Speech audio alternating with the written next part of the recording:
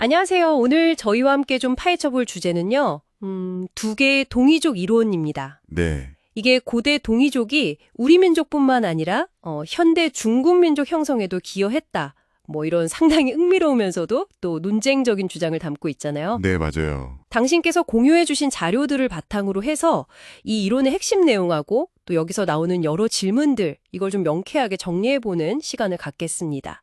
바로 시작해보죠. 네, 이 이론은 주로 고고학적 발굴 성과, 특히 기원전 한 4,700년 그 정도까지 올라가는 홍산 문화나 아니면 그 이후에 양사오, 다원코오 문화 유적들 이런 걸 근거로 제시하면서 좀 주목받기 시작했어요. 아, 유물들이군요. 그렇죠.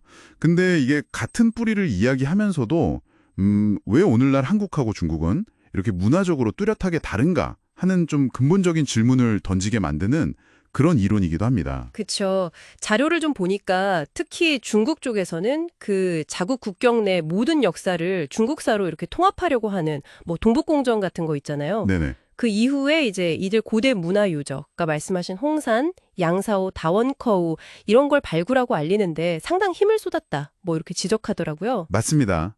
그러면서 이 문화들을 각각 그 전설 속 인물들, 황제라든지 신농, 또 소호금천 같은 인물들하고 연결지으려는 시도가 있었다는 거죠. 네, 그런 흐름이 있었죠. 예전에는 뭐 실존했는지도 불분명했던 인물들인데 이걸 이제 다민족 국가 중국의 공동조상으로 삼으려는 그런 움직임으로도 해석될 수 있겠네요. 맞습니다. 이게 유물 딱 전면에 내세우니까 뭐랄까 설득력 있게 들릴 수도 있는데요. 근데 이제 공유해 주신 자료들을 보면 여기서 몇 가지 중요한 의문점을 제기하고 있습니다. 어떤 것들이죠? 일단 첫째로는 그 수천 년 전의 문화 유적이랑 특정 전설 속 인물을 직접적으로 연결시키는 고고학적 또 문헌적 증거가 결정적으로 부족하다는 점이에요. 아, 증거 부족. 네. 자료에 따르면 이런 연결은 뭐 명확한 증거보다는 후대 해석이나 약간 추론에 기댈 수밖에 없다. 이런 비판이 있는 거죠. 그냥 유물이 나왔다고 해서 아, 이 사람이 여기서 활동했다. 이렇게 단정하기에는 좀 어렵다. 이런 말씀이시군요. 네, 그렇죠. 그런 거죠. 그럼 또 어떤 의문점들이 제기되나요? 두 번째로는요. 중국 문화가 외부 영향 없이 자체적으로 발생했다. 이른바 자생설이요. 여기에 대한 의문입니다. 자생설이요? 네. 자료에서는 당시에 중국보다 더 발전했고 시기적으로도 좀 앞섰던 서아시아 문명이 있었잖아요. 네. 그리고 실제로 중국 초기 유물들에서 발견되는 그 서아시아 문화와의 유사성, 이런 걸 근거로 들면서 순수한 자생에 대해서는 좀 물음표를 던지는 거죠. 아, 외부 영향 가능성. 그렇죠. 그리고 또 홍산, 다원코, 양사오, 이 세 문화 자체도 유물이나 문화적 특성 면에서 보면 꽤 뚜렷한 차이를 보이거든요. 네. 근데 이걸 어떻게 그냥 하나의 흐름으로 묶어서 설명할 수 있느냐? 이 부분도 명확하지 않다. 이런 지적도 있고요. 그렇군요. 각 문화의 어떤 개별성도 뚜렷하고 외부 영향 가능성도 배제할 수는 없다. 뭐 이런 이야기네요. 네, 하지만 역시 가장 큰 의문은 현재의 모습 아닐까요? 왜 이렇게 다른가 하는 거. 정확합니다. 그게 이제 세 번째이자 가장 핵심적인 질문인데요. 바로 그거죠.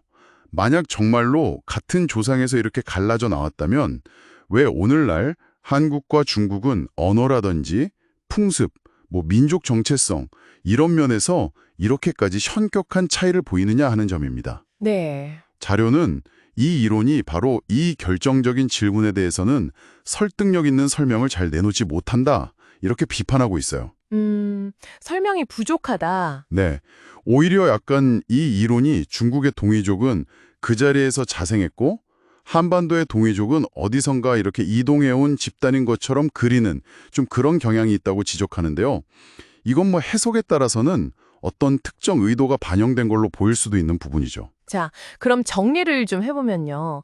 이 두 개의 동이족 이론이라는 것은 고고학적 발견의 토대로 해서 고대 동아시아 민족 형성의 어떤 연결고리를 찾으려는 시도다. 네, 그렇습니다. 특히 중국 측에서는 뭐 동북공정 같은 역사 프로젝트와 맞물려서 홍산, 양사오, 다원커 문화를 황제, 신농, 소호글천 같은 전설적 인물과 연결시키면서 동이족을 자국 역사의 중요한 일부이자 또 한민족과의 공동조상으로 설정하려는 그런 흐름을 보여왔다는 거고요. 네, 그런 해석이 있죠. 하지만 보내주신 자료들은 이런 연결의 증거가 부족하고 또 문화 발전 과정을 설명하는 데 좀 미흡하고 그리고 결정적으로 현재 두 민족 간의 뚜렷한 문화적 차이를 설명하지 못한다. 이런 비판을 제기하고 있는 거군요. 맞습니다.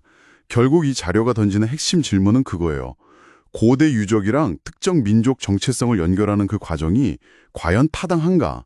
그리고 또 단일 기원설만으로는 설명하기 어려운 현재의 복잡하고 다양한 문화적 차이에 대한 것이죠. 네. 특히 그 중국 문화, 자생설에 대한 의문 제기라든지 또 두 민족의 기원을 설명하는 방식에서 나타나는 그런 미묘한 시각 차이, 이런 것들은 이 이론을 둘러싼 논의가 단순히 그냥 과거사 해석을 넘어서 현재의 어떤 정체성 문제와도 연결될 수 있다는 건 좀 시사하는 것 같습니다.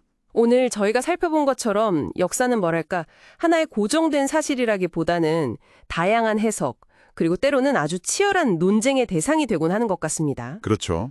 이 두 개의 동이족 이론 역시 고대 동아시아를 이해하는 하나의 관점을 제공하지만 동시에 참 많은 질문을 남기는 사례라고 할 수 있겠네요. 네, 그렇습니다. 마지막으로 한번 생각해 볼 만한 질문 하나 던지면서 마무리할까 하는데요.